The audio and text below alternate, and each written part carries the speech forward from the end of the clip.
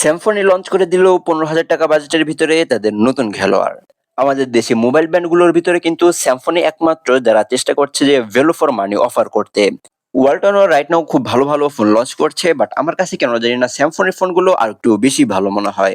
Because তারা যে বাজেটের ভিতরে লঞ্চ করে সেই বাজেটের ভিতরে কিন্তু তাদের ফোনের লুকস অ্যান্ড ডিজাইন এছাড়াও ফোনের পারফরমেন্স কিন্তু বেস্ট হয়ে থাকে, এটা আমার কাছে মনে হয়। যাই হোক, হিলিও 55 এই ফোনটি 15,000 টাকা বাজেটের ভিতরে কি কি অফার করতে পারছে সেটি চলুন আমরা ছোট্ট করে জেনে আসি। ফার্স্টে চলুন এই ফোনটির লুকস এন্ড ডিজাইন নিয়ে কথা বলি। ফোনটির ব্যাকসাইড এবং ফ্রেম প্লাস্টিকে মোড়ানো, তবে ব্যাকসাইডের ক্যামেরার বামটা কিছুটা চেনা চেনা লাগছে, তাই না? বিকজ এই ফোনটির ব্যাকসাইডের ক্যামেরা বামটা কিন্তু সরাসরি আইফোন 17 থেকে কপি করা হয়েছে। তবে হিলিও 55 এর ডিজাইন থেকে কিন্তু আমার কাছে হিলিও 45 এর ডিজাইনটা একটু বেশি ভালো মনে হয়েছে বা ভালো লেগেছে। আর এই ফোনটির ব্যাকসাইডের ডিজাইনটা যে খুব একটা খারাপ লাগছে তা কিন্তু না। স্যামসংয়ের এই ফোনটির ওয়েট হচ্ছে প্রায় 197 গ্রামের মতো, আর থিকনেস হচ্ছে 8.55 মিলিমিটার। মোটামুটি বেশ মোটাসোটা একটি ফোন। যদি এখানে 7 মিলিমিটার নিচে রাখা যেত তাহলে কিন্তু আরো ভালো হতো। তবে ভালো বিষয় হচ্ছে যে এই ফোনটিতে কিন্তু আপনার IP54 এর মতো রেটিং পেয়ে যাচ্ছেন। অর্থাৎ টুকটাক পানির ছিটেফোঁটা এবং ধুলোবালি লাগলে ফোনটির খুব একটা অসুবিধা হবে না। ফোনটির ডিসপ্লের দিকে তাকালে আপনার 6.78 ইঞ্চির IPS LCD প্যানেল দেখতে পাবেন, যেটি মূলত ফুল এইচডি প্লাস একটি প্যানেল।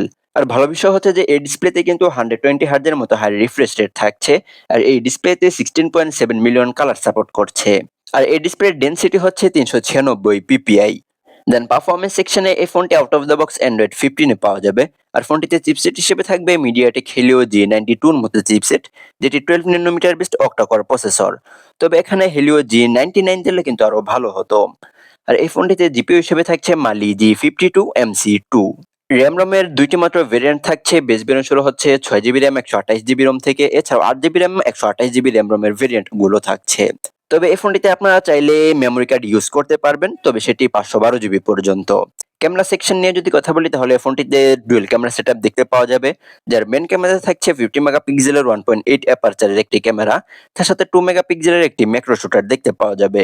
তবে এই ফোনটির মেইন ক্যামেরা দিয়ে সর্বোচ্চ 1080p 30fps এ ভিডিও রেকর্ডিং করা যাবে। আর সেলফিতে থাকছে এই ফোনটিতে 32 মেগাপিক্সেলের 2.0 অ্যাপারচারের একটি ক্যামেরা, সেলফি ক্যামেরা দিয়েও 1080p 30fps এ ভিডিও রেকর্ড করা যাবে।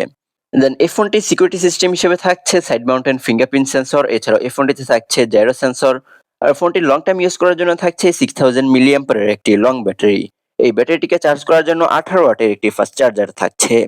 তবে এখানে 33 ওয়াটের চার্জার থাকলে আরো ভালো হতো। তবে কোম্পানি ক্লেম করছে 18 ওয়াটের এই চার্জারটি দিয়ে আপনারা প্রায় 2 ঘন্টা 30 মিনিটের ভিতরে ফুল চার্জ করে নিতে পারবেন। 6000 মিলিঅ্যাম্পিয়ারের একটি ব্যাটারি চার্জ করার জন্য প্রায় 2.5 ঘন্টা, এটি কিন্তু আমার কাছে খুব বেশি মনে হচ্ছে।